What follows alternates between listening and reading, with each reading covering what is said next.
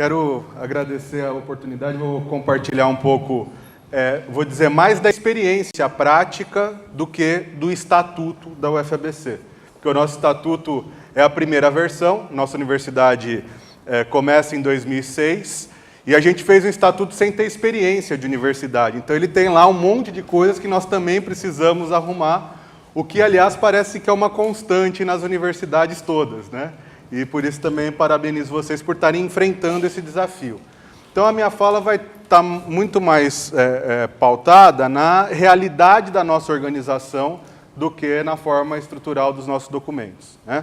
Antes de começar, eu quero assim, fazer o depoimento e reforçar o esforço da equipe para a gente poder estar aqui hoje. Quero agradecer, Vitor, e a toda a equipe da universidade.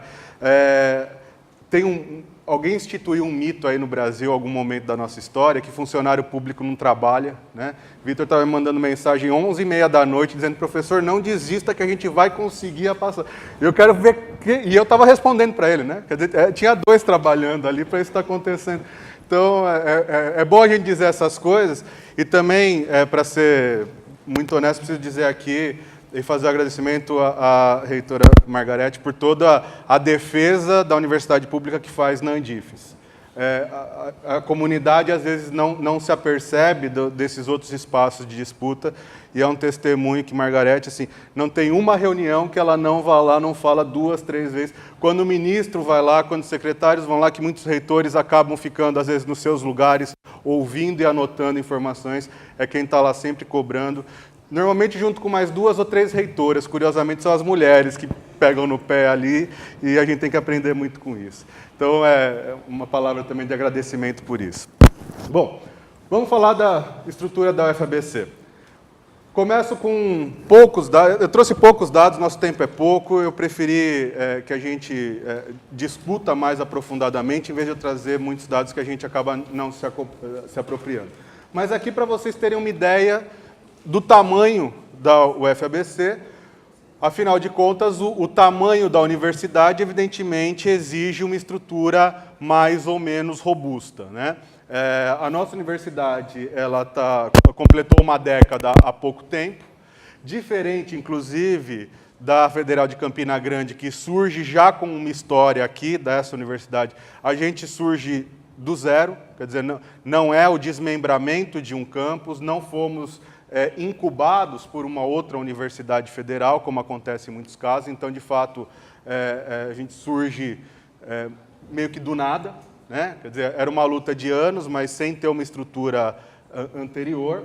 A gente tem 2 campi com uma distância apenas de 8 quilômetros entre um e outro, o que traz uma característica peculiar, porque muito diferente dessa dinâmica de ter campos espalhados por centenas de quilômetros entre um e outro. No nosso caso, são 2 campi em cidades diferentes, em que discentes, docentes e, com um pouco menos de frequência, servidores técnicos administrativos circulam entre os campi. O que traz um outro problema, que é o do domicílio acadêmico. O meu domicílio acadêmico é em um campus, mas com muita frequência eu preciso lecionar, inclusive, no outro. E isso traz um problema de mobilidade e de organização, já que são, inclusive, municípios diferentes e o sistema de transporte público não ajuda muito. A gente tem 104 mil metros quadrados construídos, dados do começo desse ano, enfim, algumas dezenas de laboratórios, então esses dados todos poderiam ser aprofundados. Estamos na ordem de pouco mais de 16 mil estudantes, com equipes de 740 docentes e 753 técnicos. Isso para vocês terem uma ideia da dimensão, então, da UFABC. A nossa organização acadêmica é um primeiro elemento diferenciado na nossa estrutura, né?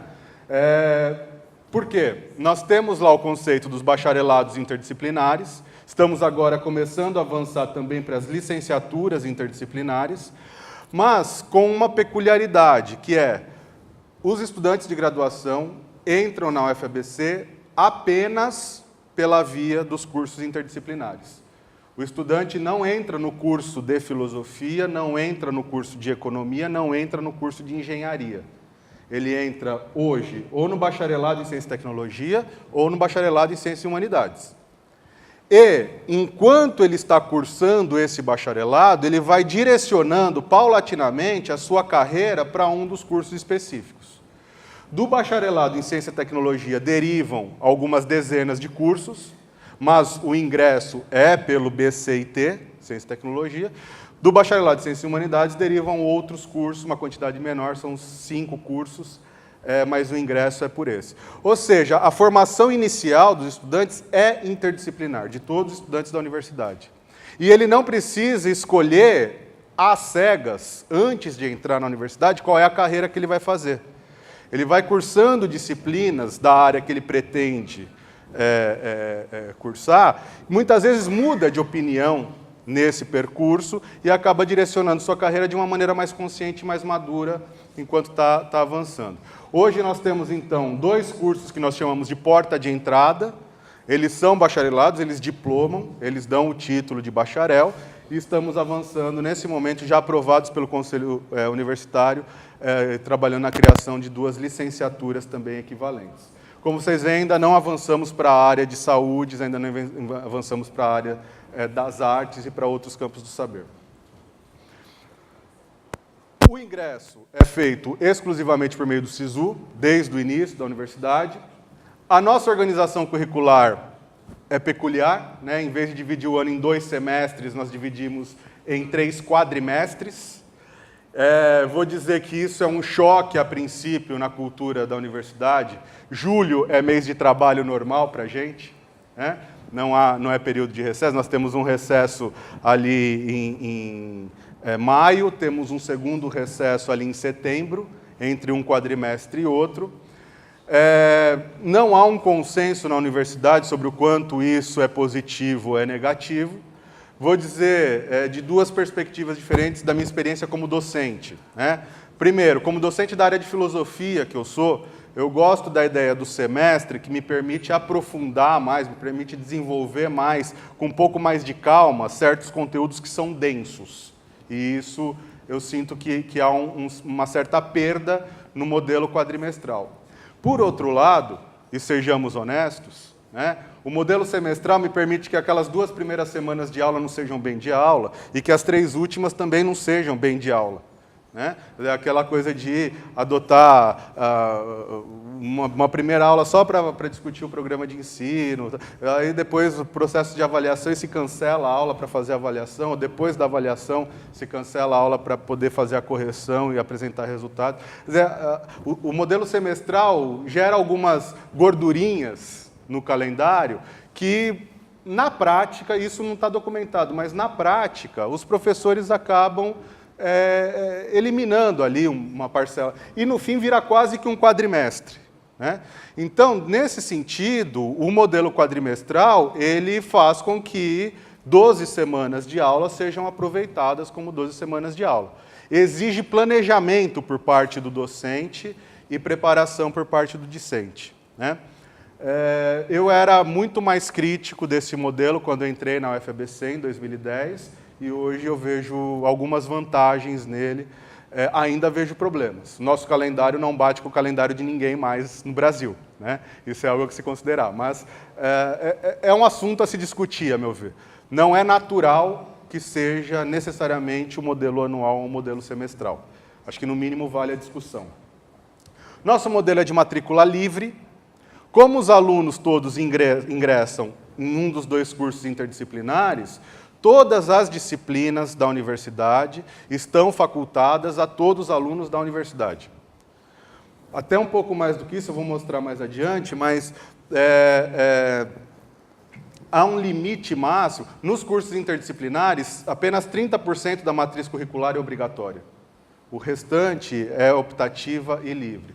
Nos cursos específicos, no máximo 75% da matriz é obrigatória, ou seja, há uma parcela grande de optativas e livres. Vou falar já da transição. Tá? Como parte dessas disciplinas livres, o estudante da graduação pode, inclusive, cumprir créditos do estrito sensu. né? Evidentemente que isso pressupõe um certo diálogo com a coordenação do curso ou com o docente que está ministrando a aula do mestrado, mas não é raro que um docente ali de uma etapa mais avançada da sua graduação, do último ano, do penúltimo ano da graduação, ele já comece a cumprir parte dos seus créditos da graduação em disciplinas do mestrado que são convalidadas com uma carga horária maior, inclusive, né? Quer dizer, com o entendimento de que o estrito sensu exige uma dedicação maior de leitura, de elaboração de trabalhos, a quantidade de créditos computadas na graduação, quando o estudante cursa a disciplina na pós-graduação, é uma quantidade maior, mesmo que a carga horária da disciplina seja a mesma, né?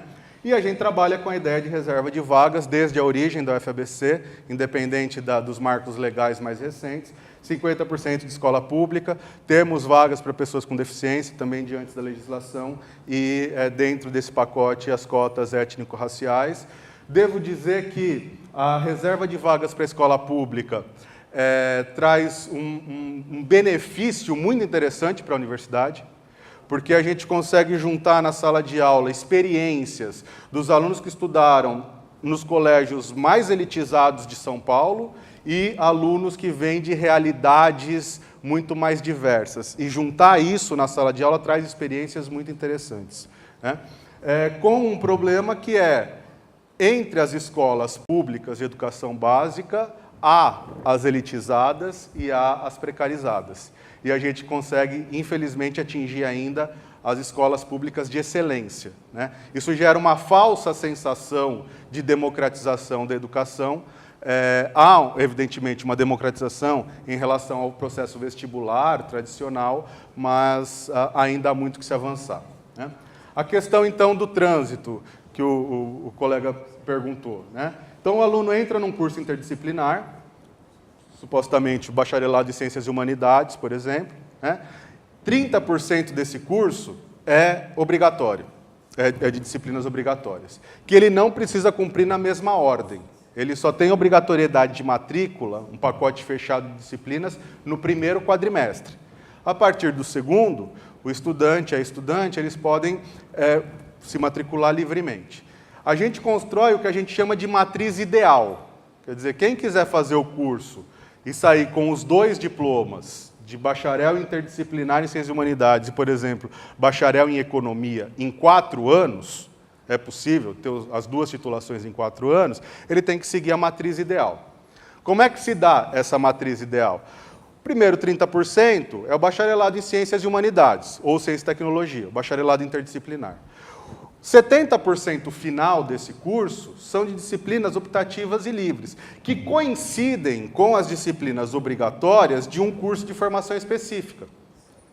Ou seja, o estudante pode se formar bacharel em Ciências e Humanidades, para usar o exemplo que eu estou dando, cursando 30% de obrigatório e completando 70% com disciplinas que sejam obrigatórias ou recomendadas pelo curso específico de Economia.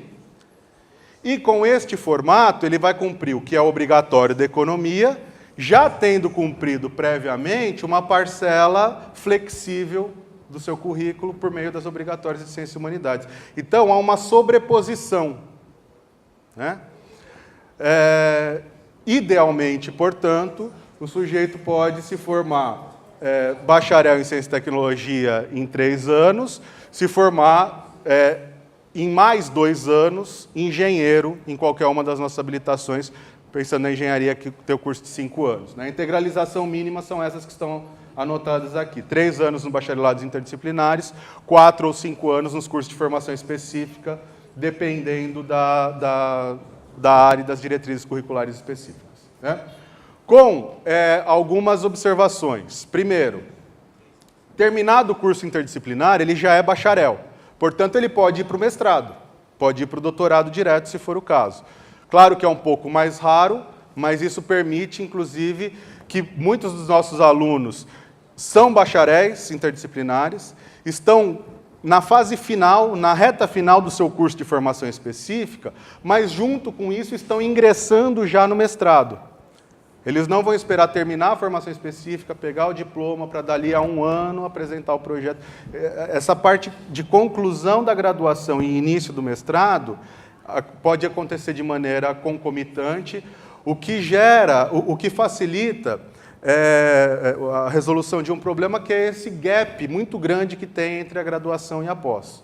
O estudante não sai da graduação, ele tem essa opção, né, de não sair da graduação perdido, sem saber como é que eu começo o stricto sensu, né? É uma tentativa de diminuição desse gap.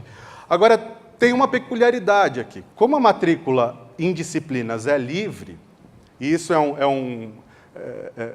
vou dizer que é um problema, mas é uma situação, vou dizer, é uma situação atípica, mais do que um problema. Uma situação atípica que a gente tem conseguido avançar, tem conseguido nos mantermos com ela, é que o estudante não precisa em nenhum momento, observem isso, não precisa em nenhum momento fazer matrícula no curso específico. Ora, ele pode se matricular livremente em todas as disciplinas da universidade. Eu ingressei lá em Ciência e Tecnologia. Como aluno de Ciência e Tecnologia, eu estou cumprindo um monte de disciplinas livres, até que chegar um momento que eu me percebo que não falta quase nada para eu requerer também o diploma de biólogo. Então, nós temos uma quantidade muito significativa de estudantes cumprindo os cursos específicos, que vão, inclusive, se titular no curso específico, sem nunca ter solicitado matrícula no curso específico.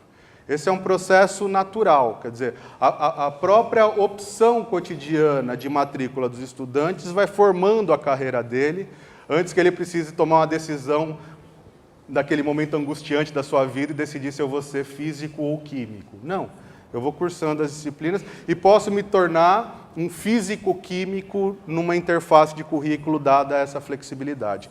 Um princípio que está, então, por trás disso é o princípio da gestão da carreira pelo estudante. Eu que sou da área de filosofia, vou dar o exemplo da minha área, o estudante de filosofia ele pode usar toda essa flexibilidade para ir mais para a área das ciências naturais, cursando disciplinas na física, na química, na matemática, se tornar um filósofo da ciência mais habilitado para isso, ou ele pode ir para a ética e para a filosofia política, ou pode ir para a estética. Quer dizer, há uma semi-especialização dentro do próprio curso específico, né? Para a gente avançar aqui, eu cuidar do meu tempo. Pode passar para o próximo, por favor. A estrutura, então, da nossa... Como é que isso tudo se reflete na estrutura? Que era para isso que eu tinha que chegar, né? Então, nós temos 2 conselhos superiores, Conselho Universitário, Conselho de Ensino, Pesquisa e Extensão. Já me informei que aqui é assim também. Temos também previsto um 3º conselho que também nós não conseguimos implementar, parece que é um problema crônico, né? Algo a se observar há experiências positivas, me parece, no Brasil, de quem, em vez de instituir um conselho social, consultivo, realiza periodicamente um fórum social regional. E a partir desses encontros periódicos, que não é um conselho formal, mas desses fóruns, se traz elementos para que os conselhos deliberativos possam conduzir a universidade. Acho que é algo a se considerar, né?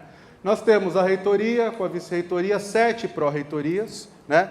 Graduação, pós-graduação, pesquisa, extensão e cultura, pró-reitoria de assuntos comunitários e políticas afirmativas, pró-reitoria de planejamento e desenvolvimento institucional e pró-reitoria de administração. Vejam que há um prejuízo aqui no sentido de que gestão de pessoas é uma superintendência, não é uma pró-reitoria, TI é um núcleo, não é uma pró-reitoria. A gente tem que fazer opções, né? Essas são as opções da UFABC. Responsabilidades que esse modelo de gestão nosso traz. E aí eu queria chamar a atenção. O que é competência, né? Os cursos interdisciplinares, portanto, os cursos de ingresso dos alunos, respondem diretamente à pró-reitoria de graduação. A Prograde tem no seu escopo diversas divisões, coordenação de laboratórios, e tem 2 coordenações de curso que respondem diretamente à pró-reitoria de graduação. Os cursos de pós-graduação estão abrigados todos reunidos na pró-reitoria de pós-graduação e não nas unidades acadêmicas espalhadas. Os docentes estão nas unidades acadêmicas, mas os cursos respondem diretamente à pró-reitoria de pós-graduação. Uma reformulação de projeto, de APCN, etc., é feita pela coordenação do curso com o seu colegiado e vai direto para o colegiado, para a comissão de pós-graduação. Não tem muitas instâncias intermediárias a se vencer. Pró-reitoria de Extensão e Cultura abriga todos os projetos de extensão da universidade. Isso gera uma certa centralização de recursos. O orçamento de extensão vai para a Pró-reitoria de Extensão. E a Pró-reitoria de Extensão é que financia e apoia toda a extensão da universidade, não havendo a fragmentação dos departamentos, né? E a ideia de manter uma pró-reitoria de pesquisa desvinculada da pós-graduação, que foi uma menção anterior, é muito interessante porque favorece demais o fomento da pesquisa na graduação, desde a graduação. E aí eu destaco 2 programas que nós temos, que são importantes. PDPD, que significa Pesquisando desde o Primeiro Dia. É uma modalidade de iniciação científica para os alunos ingressantes. Só alunos do primeiro período letivo é que podem concorrer nessa modalidade, né? E, recentemente, estamos começando com o PIBIC, aliás, o PDPD, Ação Afirmativa. Então, que é uma modalidade específica com reserva de vagas para os alunos cotistas também pesquisarem desde o primeiro dia, né? Aqui o critério de seleção é a nota no Enem, não é a qualidade do projeto de pesquisa. Por isso, a ação afirmativa é necessária, senão a gente cria uma elitização dentro dos alunos da própria universidade, né? Abaixo da reitoria, e aqui vem um elemento que, ao mesmo tempo, é o nosso trunfo e o nosso complicador. Os centros, são 3 centros que nós temos na universidade, são a unidade mínima de gestão. Não existe departamento, não existe faculdade, não existe instituto, não existe instituição abaixo dos centros, né? A reitoria é eleita e temos 3 diretores de centro eleitos. Essa é a estrutura eletiva da universidade. Então, nós temos 4 dirigentes, no fim das contas, de quem a comunidade pode cobrar, porque são os dirigentes eleitos. Não há uma pulverização que, às vezes, mascara um pouco aonde está a tomada de decisão e o encaminhamento dos processos, né? Isso, por favor. Os centros, então, são as unidades mínimas de gestão. Cada centro tem o seu conselho. A estrutura geral é sempre essa. Você tem um órgão colegiado que é superior ao dirigente executivo. Então, assim como o conselho universitário é superior ao reitor, o conselho de centro é superior ao diretor de centro, né? Cada centro possui o seu conselho, possui a sua comissão de laboratórios de pesquisa, tem uma estrutura organizacional que basicamente é a mesma, uma divisão administrativa, uma divisão acadêmica, né? E todos os cursos de graduação específicos estão vinculados aos centros. Veja que, como há uma interface, então, o aluno está fazendo o curso interdisciplinar, mas ele já está fazendo o curso específico, né? Ele não vai parar um momento, terminei esse, vou me matricular no outro. Como há essa interface entre curso interdisciplinar e curso específico, e como o curso interdisciplinar está alocado na prograde e não nos centros, e o curso específico está alocado no centro, obrigatoriamente há um diálogo intenso entre coordenações de cursos, direção de centro e pró-reitoria de graduação, porque uma coisa depende da outra. Uma decisão equivocada no bacharelado interdisciplinar interfere no currículo de todo o curso específico e vice-versa. Portanto, o diálogo, quando ele não é feito voluntariamente, ele é imposto pela estrutura institucional. Eu acho que isso é interessante. A estrutura da UFABC não funciona sem o diálogo entre instâncias. Esse é o nosso problema e essa é a nossa vantagem, né? Para caminhar para os finalmente, então, todos os docentes estão vinculados a algum centro, ou seja, não existe docente do curso interdisciplinar, ponto. O docente é do centro A. E, como parte do seu trabalho no centro A, ele ministra disciplinas dos cursos específicos que estão lotados no centro A, mas ele ministra disciplinas do curso interdisciplinar e, se quiser, se vincula a um programa de pós-graduação, sendo que o curso interdisciplinar está vinculado à Prograde e o curso de pós-graduação está vinculado à Pró-reitoria de pós-graduação, além de fazer extensão, pesquisa e outras questões, né? Então, cada docente obrigatoriamente é vinculado a um curso interdisciplinar, não é facultativo, é obrigatório ao docente estar vinculado a um curso interdisciplinar e a um ou mais cursos específicos, né? Já falei, eles respondem pela execução dos cursos, o que gera uma outra experiência que é interessante, que é o compartilhamento de responsabilidades e de estruturas. Nós temos uma experiência que me parece muito positiva, que é uma central experimental multiusuário. nós temos laboratórios dos grupos de pesquisa, mas o grande laboratório da universidade, que realmente é uma estrutura muito significativa, não é laboratório de um ou de outro, é um laboratório compartilhado.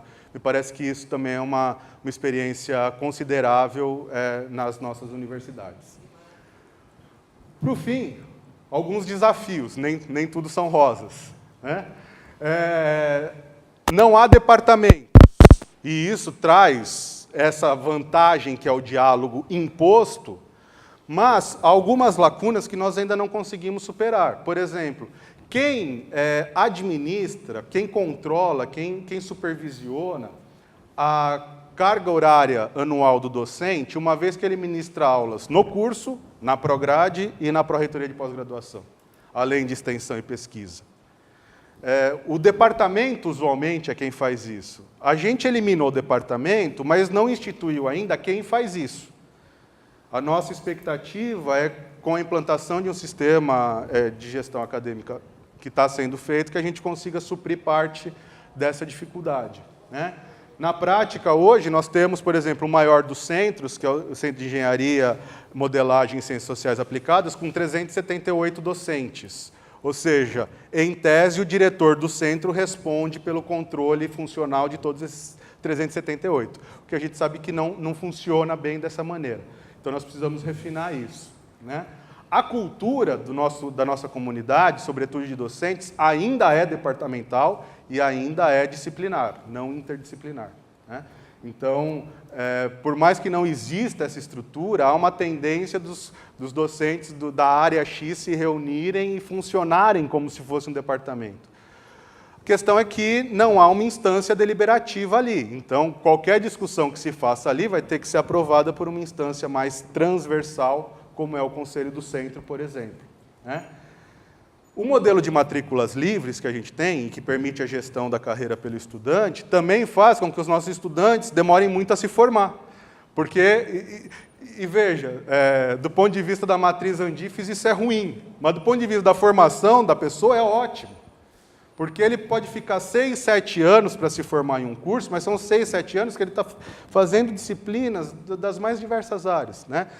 A gente ainda não conseguiu encontrar um modelo de acompanhamento tutorial desses estudantes que permita que eles aproveitem o que há de bom nesse espectro, sem se perder no caminho de tantas opções de formação. Isso é um desafio ainda que temos, o que gera, então, um problema de tempo de integralização, que também é algo que não é muito bem resolvido do ponto de vista da universidade perante a matriz Andifes. Porque o estudante passa mais tempo na universidade, mas ele pode sair com 3 títulos de graduação, embora ele seja o mesmo aluno.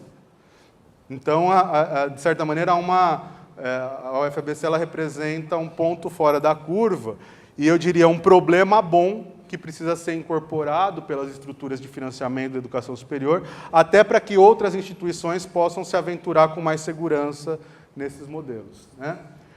E uma loucura para a nossa pró-reitora de graduação, a Paula, que é o planejamento anual de turmas. Como a matrícula dos alunos é livre, eu não sei quantas turmas vão ser demandadas da disciplina X nesse ano. Às vezes eu tenho planejamento de 2 e aparecem 8 turmas. Agora, sim, nós não somos docentes de cadeira nenhuma. Nenhum concurso docente é feito para a disciplina tal. É feito para a área interdisciplinar X, área específica Y. Eu sou docente da área de filosofia e de ciências e humanidades. Então, se aparecer 2, 3 disciplinas, turmas a mais de uma certa disciplina, eu que gostaria de ministrar uma certa, eu vou ter que abrir mão, não totalmente, mas parte daquela minha intenção específica para poder dar uma certa contribuição para o que a universidade precisa nesse momento. É uma certa mudança na estrutura que está posta.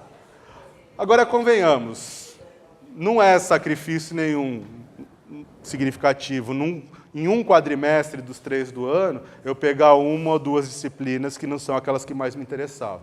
Há uma mudança na cultura organizacional, mas me parece que aí a universidade começa a dialogar, de fato, com os interesses da comunidade acadêmica, né? É preciso que haja esse diálogo. Eu acho que esse é meu último... Eu tenho aqui só o organograma geral, mostrar que o nosso organograma é mais simplificado. Não vou passar por detalhes dele, se for o caso a gente volta durante os diálogos. Muito obrigado.